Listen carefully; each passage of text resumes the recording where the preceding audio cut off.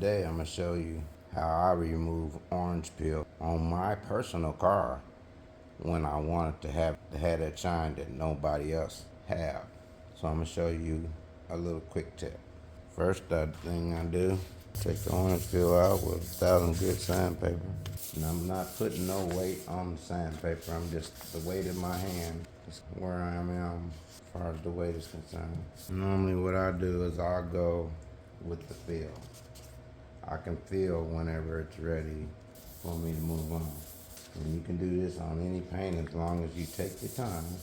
Like I said, when I do it, it's on my own car. So I don't have to worry about nobody wanting. What I do is I'll take it down, and then what I'll do is I'll dry it off. And as you can see, it still has marks in here. So for you to get the evenest shine, you want it to all be that dullness together. So it's not quite where I want it. I'm gonna hit it again. When you have that even dullness on it, then it's ready for the buff. So if you're new to this, take your time, keep drying it off. That way you ain't going through the paint or nothing. You gotta have some kind of experience with the buffer to bring this back out. Again, like I said, I'll dry it off to see where I am. Starting to get that smoothness all the way around. Maybe do a little more. I really feel like doing it, but I'll show you a little quick video. I'm just dipping mine in my bucket interior, so a lot of times you might get a car from the body shop and then need a little smoothing out. And if it's your own personal car, just take your time. Don't try to do it all in one day, just like I'm doing a partial step here. You can do the same. And like I said, I dry it off. A lot of people don't think white can stand out. White is a really pretty color.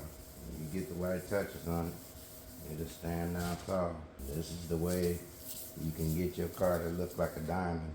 And one thing about when you bring it to this smooth finish, you ain't got to worry about if it's going to fade back out, because your shine is going to be where the compound is. You can start to feel when the orange peel is out, because it'll get having a smoother feel to it. Try this out, see where I'm at. A little bit more in this area right here. So hit it one more quick time. It should be enough for the video. So now, this is whenever you let it dry, you take a look at it, and if you got all the orange peel out, it's gonna look nice and smooth. It won't have no orange peel in it. There's still a little bit right here, but being that's the end of the day, that's good enough. Or maybe just one more little small hit. This is time consuming.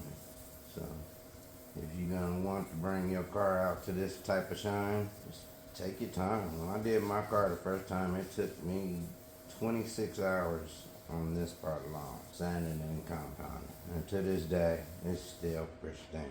See, one thing about detailing the outside of the car, if you gotta buff it and you get it buffed right, you literally won't have to buff it no more.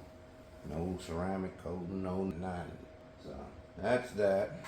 And then this is where I'll come in with my buffer and my compound. Like I said, I use a 3M, which is a very rough cutting compound. I never want to come out way too much. And then once I got my compound, I use a wool buffer. See, a lot of people don't think white come out like this, but they're wrong. I can get white to stand out where you can shave in it. And this is the key. This right here, you use compound to put the shine on it. All the rest is just a secondary step.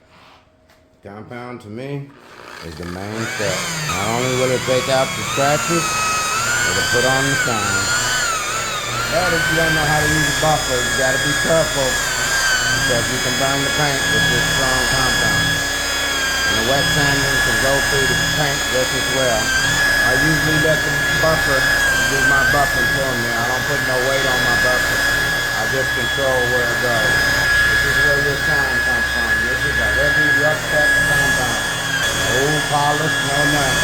One thing about buffing, you gotta always make sure you get your chemical off. Because then when you take it outside and you shine, you got swirls in it. Swirls are from chemicals being left in the paint.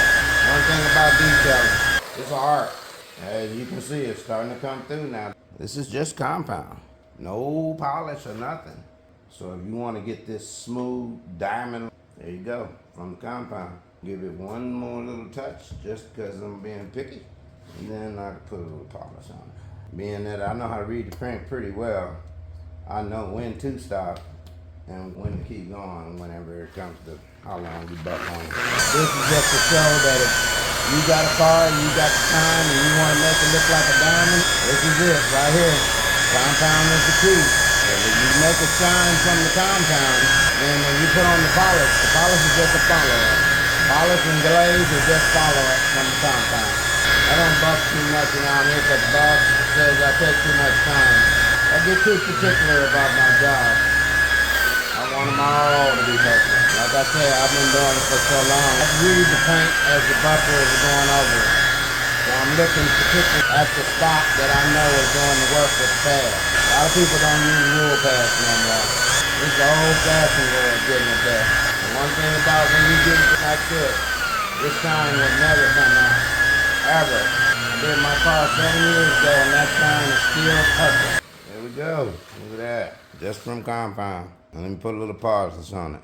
I'm gonna put some polish on it. A lot of people go through a whole bunch of pad changes. Me, nope. One pad does the whole job. Read your paint on. Because a lot of people don't think polish and glaze will take off marks. It still takes off marks. You just gotta know how to read it to where they're doing what you want it to do.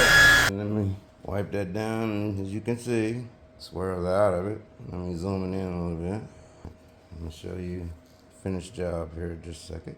There go the finished product, and let me show you a close-up.